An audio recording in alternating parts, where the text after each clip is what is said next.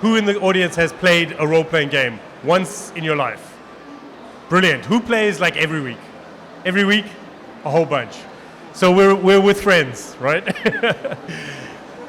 We want to talk about a bunch of things to do with role-playing.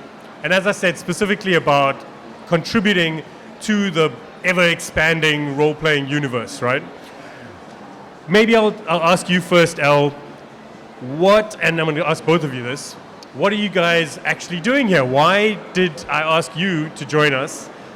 What is it that you bring to the panel? I'm the head writer for a company called GCT Studios in London. I've been with them for about 11 years. We do a tabletop skirmish game. But having done that for so long, I've managed to get into the role-playing writing industry. So I'm currently writing for Chaosium, who do Call of Cthulhu, and as well as Goodman Games, who do Dungeon Crawl Classics. So both overseas companies that I'm writing for. Cool. So I don't know if you guys heard that, right? So Call of Cthulhu, I don't think a lot of people have played, right? Anyone here? So Al just wrote an adventure for that, and that's being published. So that's great. Thanks, Al. And Gigi. All right. Hello, everyone. My name is Gareth, and I, in 2016, started a small role-playing game design company called Geekery Games. And since then, we've written and published 7 full role-playing game books and done a bunch of other smaller sort of micro RPGs and contributions to game jams, that sort of thing. 7 books. 7 books, yeah. That's a lot. That is a lot, dude. I write more books than I read at this point. I think it's come to that level. That's brilliant. Cool. So this is why I asked them here. They literally are contributing, not just in South Africa, but actually their stuff's being published in other parts of the world as well.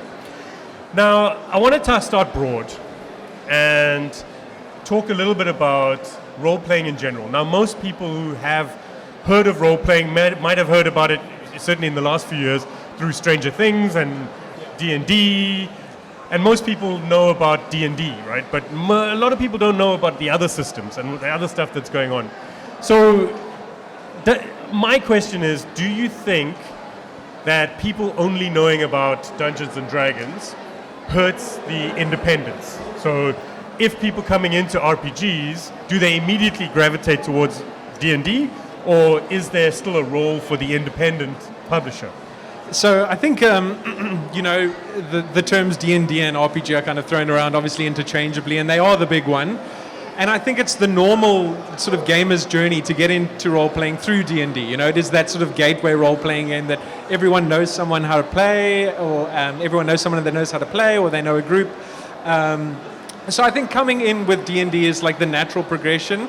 But in terms of it hurting independence, not necessarily. I wouldn't say so, because I think that, that is the first step, D&D, and then from there, once they've gotten like a better grasp of role-playing and the kinds of games and stories that they want to tell, then they'll go out and look for a system maybe more appropriate to that. So how much of role-playing do you think is D&D?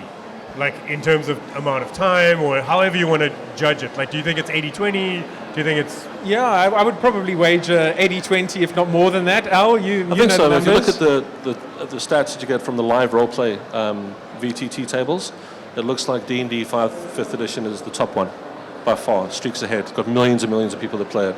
And then you start going down the line, you've got Pathfinder and etc. And then you'll see towards the bottom, it splinters quite heavily to what you like, science fiction or horror or detective games or whatever the case is.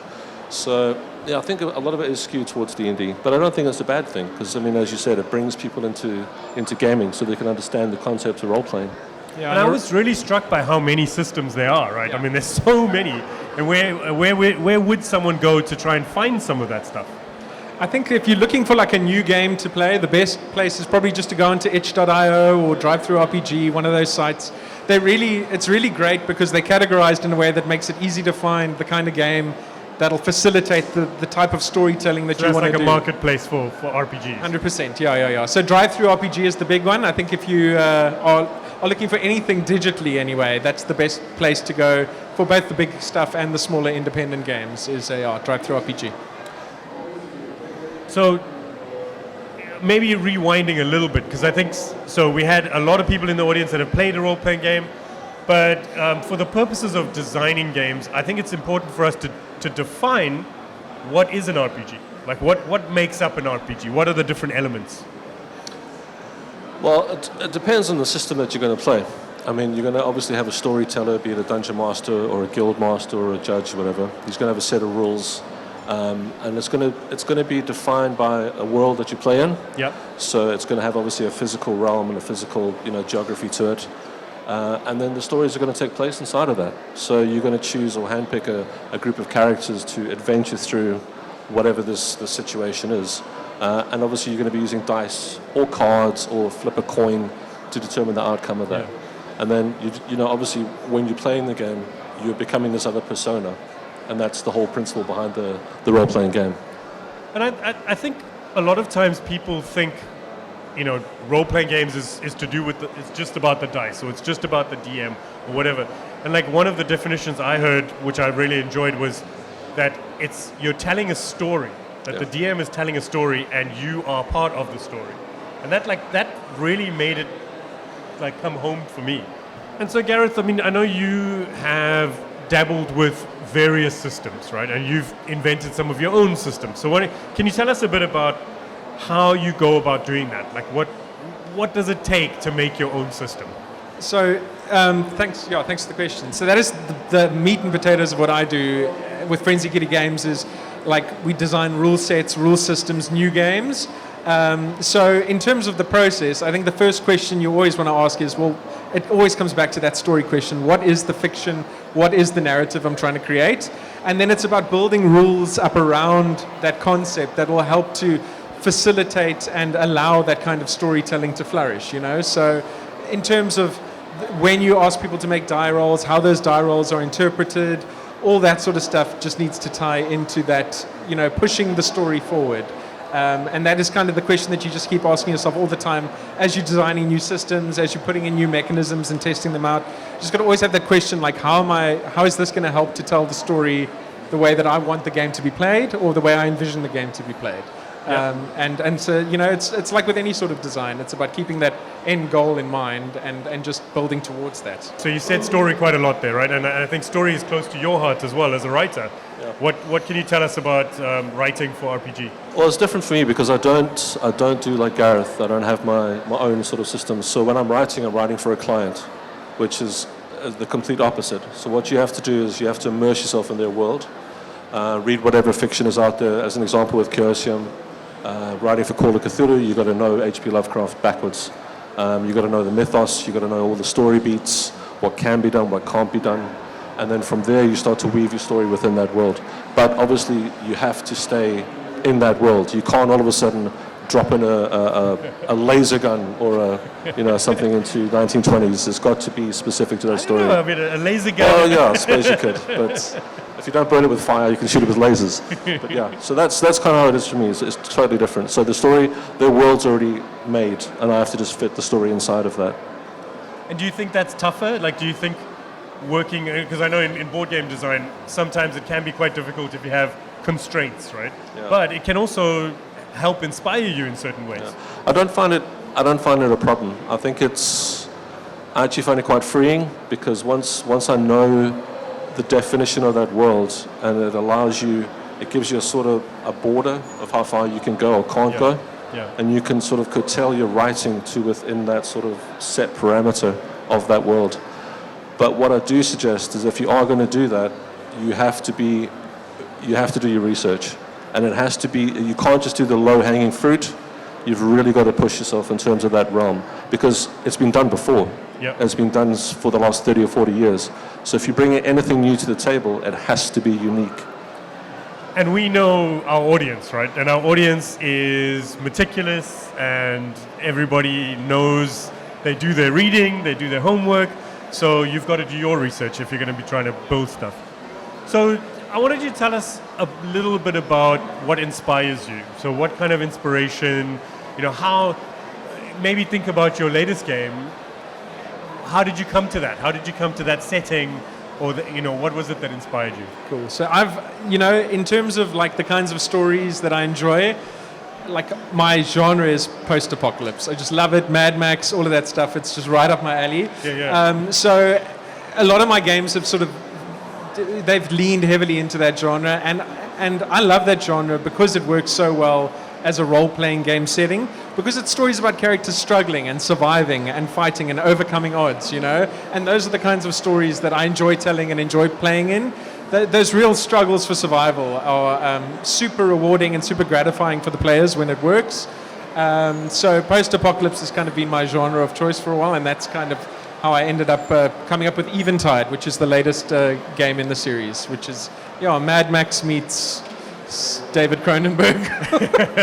Yeah, I mean, we loved that entire system, and I think it was the part of what you did there was that you made it quite simple to use, and there wasn't a lot of overhead to worry about.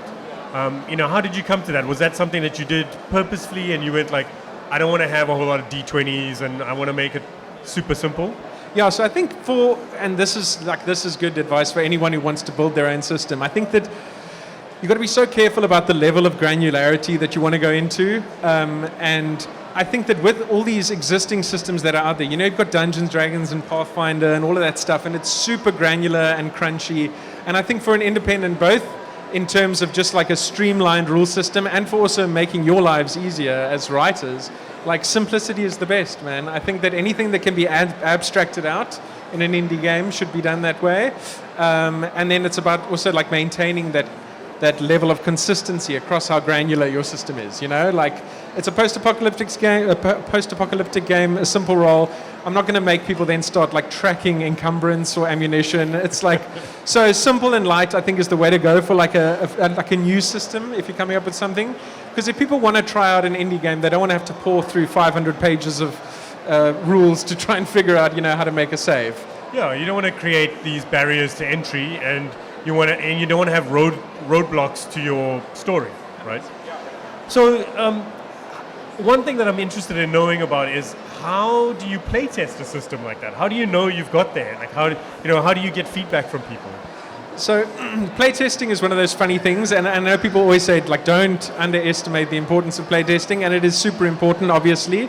I think that for something like a role-playing game, it's maybe, and this is like maybe slightly controversial, but less tricky to balance than something like a board game or a card game, because so much of it can be abstracted out by the players and the GM, and you're never in a game book going to be able to put in rules or contingencies for every possibility. So what you have to do is kind of just figure out a system that's lean and will kind of cover as many eventualities as possible and make it flexible enough for people to be able to improvise if there isn't a specific rule that is for whatever situation they're encountering. Keeping it light just deals away with any of that headache and any of the players having to scrub backwards and forwards through PDFs to find what they're looking for. Yeah. Cool. I mean, that is very interesting because, as you say, it does make it a little bit different to board games, right? With board game design, a lot of your design a lot of the time would go into playtesting, and you're saying maybe that's a bit lighter touch. Yeah, and I think a lot of the stuff with a role-playing game, you can also, same with a board game, I suppose, you can do a lot of simulated playtesting yourself, like put a few monsters on the board and a few character sheets and just bugger around and roll some dice and simulate these things and see how it works. Yeah. Another great thing is if you're putting a game together and designing a game, get like a whiteboard and always have a copy, like the latest version of the character sheet on there that you're working with. Because as you are like adding stuff to the system, taking things away, it's great to see that character sheet as like a holistic view of the game system. So that's just another thing to keep in mind when you are playtesting and putting rules and systems together. Yeah. Cool. So I know you were saying yours is sort of the other side of it, right? Some of the challenges that you might have, some of the constraints you might have from creating an RPG story for a client. What can you tell us about, what makes that more of a challenge? I think a lot of it has got to do with the timeline. So when you find yourself running for one of the bigger companies, they will have a very, very tight deadline. You can't blow it by a month or a couple of weeks. It's got to be finished on the day that it's got to be finished. So before you even pitch it to them, you've got to say to yourself, how long is it going to take me to write this? And then also, how long am I going to play test it for as well? Because that is absolute paramount when it comes to an adventure. So what I find is that you work out a daily ratio or a daily rate of how much you can write. So if you're going to say to yourself, okay, I can do 1,000 unedited words per day, that's going to give you 5 at the end of the week, etc. And then obviously the course of the month could be 20, 40, 60, 80, 100. But you've got to remember as well, some of these projects that you're doing are 140 to 200,000 words. Jeez. So they're absolutely massive, and it's just an all-day thing that you're doing. And remember as well, those words that you're putting down on paper, they're not edited, and they're not play-tested. So it's just a memory dump. You're just literally taking everything out of your head, putting it on the paper, and at the end of that process, then you can start doing the play-testing. So the way that I do the play-testing is I'll get 2 separate groups, 4 or 5 characters on each group, and I'll run them back to back. So I'll take the first scenario, and I'll run that one group through it, and then I'll take the next the next group, and run them through the same scenario. Exactly the same story points, the same tentpole moments in the adventure, and then at the end of it, you'll take the feedback. And what I've found over time is that if one person has, let's say, an issue with something in the adventure, you can often overlook it, unless it's an obvious flaw. Sure. But if 4 people have picked out one issue, then you know that's a definitive issue that you need to work on before you can take it even any further. So that's interesting that you use 2 groups, and so I guess you've got a different range of gamers in there. Yeah. But you find that over the years, 2 is enough. 2 works for me, yeah. Yeah. Also because if you're not writing, you've got to be doing the game testing, and if you're doing the testing, you're not writing. So it's also a fine balance between that. And you don't want to burn yourself out, because the longer you stay in this world, a lot of it, and it's honesty, a lot of it loses its sparkle. Right. And a lot of the excitement goes out of that world, because it becomes, in the first couple of weeks or the first blush, it's beautiful and it's lovely and you're getting to do this wonderful thing, but you also have to treat it like it's work, because you have to be at your typewriter every single day doing it. Now, you mentioned writing unedited words. Now, do you do the editing, or does someone else? So initially what you'll do is you'll do a memory dump, and a lot of the newer writers make this mistake. They'll do, say, 10,000 words, or they'll do 2,000 words a day, but then they'll go immediately back into it and they'll start editing it. Oh, right. You see, and that is the worst thing you can do. You just got to get it down on paper. And you're going to have days that are great days where the muse comes down and sprinkles fairy dust and everything's just amazing. And then you've got other days where you've got to put your hard hat on, get your pickaxe and go to work. And it's not fun. It's really not. And there are days that you doubt, do I even know what I'm doing? But I can tell you, when you've done that, the initial first pass edits, you are not even going to be able to tell those days apart. The days when it was amazing and those days when you really had to suck it up. So that's what I do. Cool. So that gives us a good sense for your process. Any inspirations? How do you inspire yourself? Because you also said, look, you get told which world you're in. You get told some constraints. How do you get through some of those hard days? The funniest thing is, if I'm doing, let's say as an example, Call of Cthulhu, you would expect that that's all you would read, would be H.P. Lovecraft. Sure, you have to understand the realm, but what I'd like to do when I'm doing my research of it is research everything else but H.P. Lovecraft. So I'll look at what people were wearing at that specific time, what they were eating, what they were listening to, what was popular, what books they were reading. So you immerse yourself completely in that world, and from that, there's always another little thread appears that you can pull on that will become part of the storyline. And having been in your adventure, I felt that myself, right? And I felt that depth of research that you do. You even bring in some of your own travel experiences, which I found really amazing, and being able to discuss that with you afterwards and sort of see this is where that came from. Yeah, exactly that. So, Gareth, let's come back to you. Tell me a little bit about mechanics. We've talked about keeping it as simple as possible, but are there some familiar mechanics that you just have to have in your role-playing game that people will move towards, or are there some things that you would just go, hey, I'm going to try and do something interesting and different? I think 15 years ago, the answer to that question would have been quite different. I think now all bets are off in terms of what people are going to use for their sort of randomizing. I mean, you get games now that use a Jenga tower, for example, instead of a set of dice. So it's really, like Alasdair was saying earlier, there's a ton of different ways that you can randomize things. So there's not really any specific things that I think are have-to-haves to make people sort of appreciate it as a... I think it depends who you ask, though, right? Okay, that's fair. That's fair. Some people here might agree or might disagree. Fair enough. Yeah, no, that's true. Yeah. But again, I think it all just comes back to figuring out the kind of game you want, the speed of play that you want at the table, and just figuring out a system that can kind of cover most case scenarios, and doing it that way. Yeah. Cool. So, Al, do you want to tell us a little bit about pitching? So specifically, that's something that I think a lot of people, you might be familiar with the idea of writing a story, you might even be familiar with being able to make a game, but pitching is something that I don't think a lot of us get to do in our day job. The pitch is the most important thing. I mean, you've written 140,000 words, or maybe you've written half of it as a proof of concept, but it boils down to 300 words, or probably even less. And that's what the publishing company is going to see. So they don't know the ins and outs of your game. They have no idea how much energy and effort you put into it. All they see is an A4 piece of paper, and it's got two pitches on it. So you've got the first one, which we call the elevator pitch, which will be the entire concept of the game in 2 sentences. Man meets monster trapped in Antarctica. And that's what they can read, and they can see, okay, I like where this is going. And then you've only got 200 words left, or 300 words, to sell this entire project. And if you don't get all of the beats or the tentpole scenarios into that short A4 page, there's no way the rest of that 140,000 words that you've done is going to get anywhere near that publisher.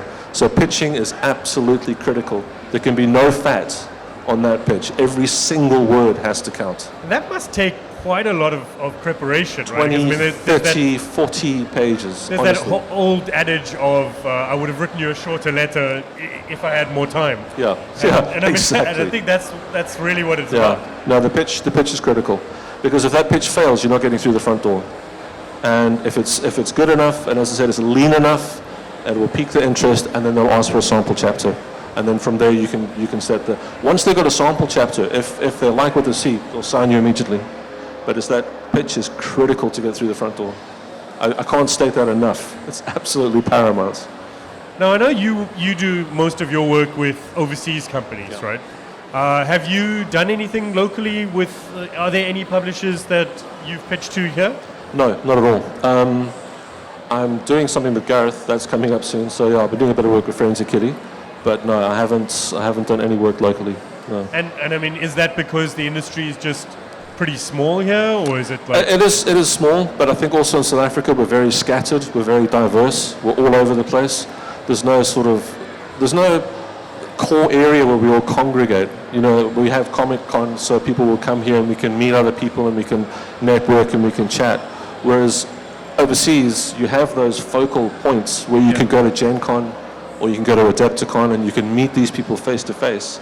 And then you can build up that network. I feel we're lacking that in South Africa. So, you talk about pitching, and I think you've been to a lot of those conventions that you're mentioning, and I know you travel quite a lot to those. Yeah. Is that where you end up seeing those publishers face to face and making those connections? Yep, definitely. It is all, I'd say 90% of it is face to face. Because if they can put a name, or a face to a name, and you've had a chat to them, so they've already kind of got the measure of what you're about, what you're interested in. But also you need to be careful, because if you're, say for example, Pathfinder, if they've got a booth, and they'll have all the guys there, they'll have the CEO there, they'll have the CFO, they'll have all of those guys there. You're not the only person. There are 85,000 people at these conventions, and they're going to get slammed with, hi, my name is Tom, I'm a writer. And I've got a story for you. So yeah. But it's about networking, it's about meeting people, and about making that connection. Amazing. And Gareth, so what I'm hearing is that you're Alasdair's boss now. Basically, yeah. Yeah.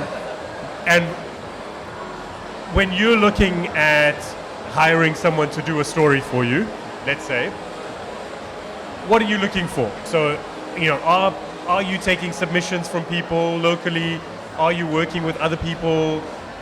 What are some of the things that you look for in a story? I think in terms of, if someone is pitching something, then it's the classic stuff. It obviously does a tie-in with the world and the rule system that we've come up with, and then it just has to do something interesting and unpredictable for the players. I think, there's so much stuff out there especially in the fantasy space. I mean, I think that your players are so spoiled for choice when it comes to fantasy content.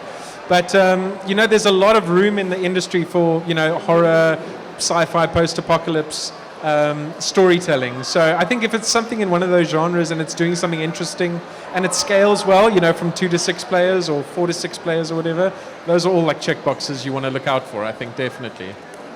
And so we're coming to a close, right? But I want to give you an opportunity to give advice to people that are wanting to write RPGs or maybe come up with their own company.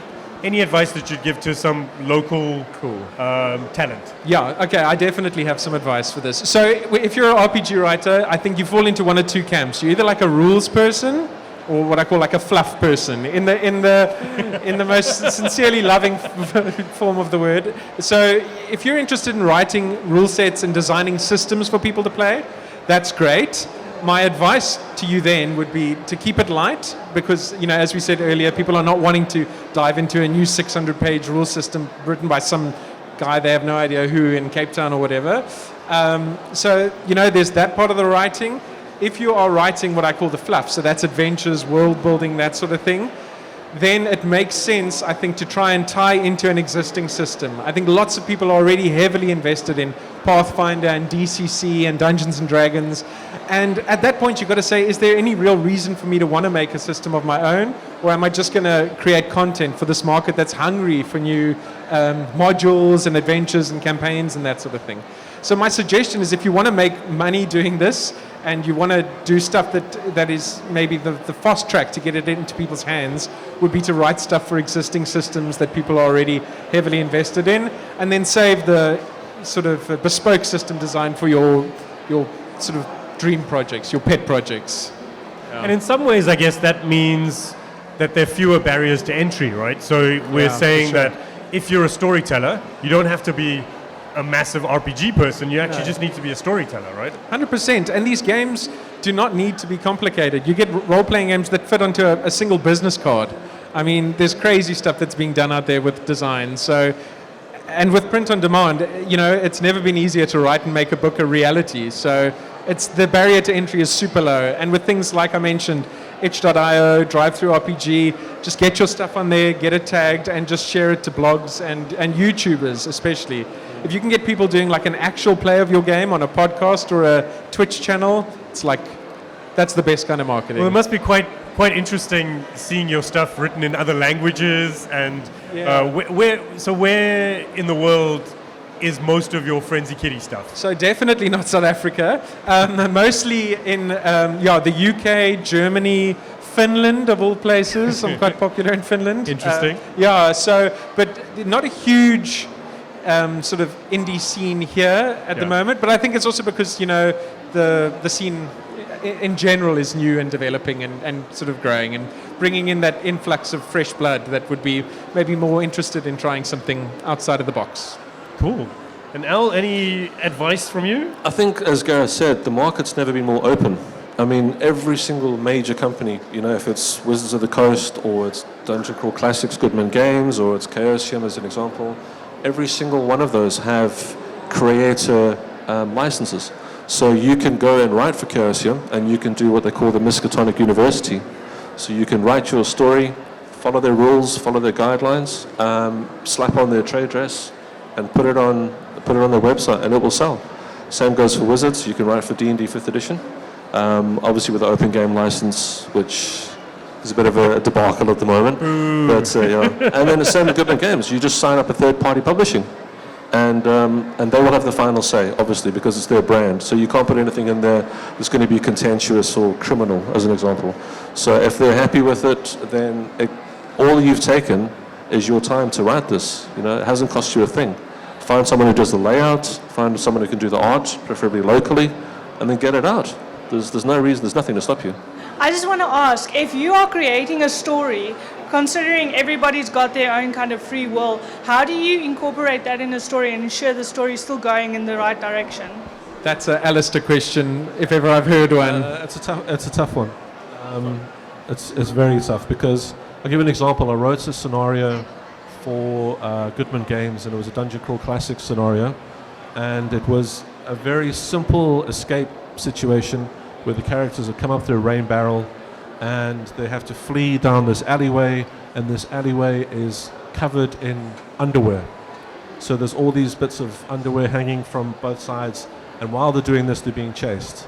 So in my mind's eye, it was going to be confrontational, because as they're running through and they're cutting all this underwear down, all the people that have been washing this underwear are going to start to fight them. So in my mind, it's going to be a combat situation. But when they actually did it at the tournaments at Gen Con, there's not a single player picked up a weapon to defend themselves or to even fight these people, even when they were attacked. All of them felt immensely sorry, the fact that they'd run through all this underwear and made it dirty again. So they spent all their time just taking all the gold coins out and paying these people and just apologizing profusely as they could go the whole 150 meters to the end of it. And I never saw that happening. So it's hard to, you can't corral players.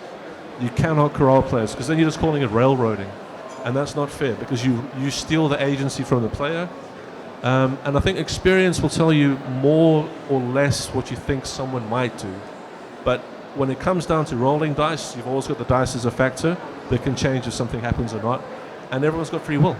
As you say, everyone's got free will. So it's a bit of experience, a bit of luck, and a bit of dice rolling. And hopefully you can get your story where it wants to go.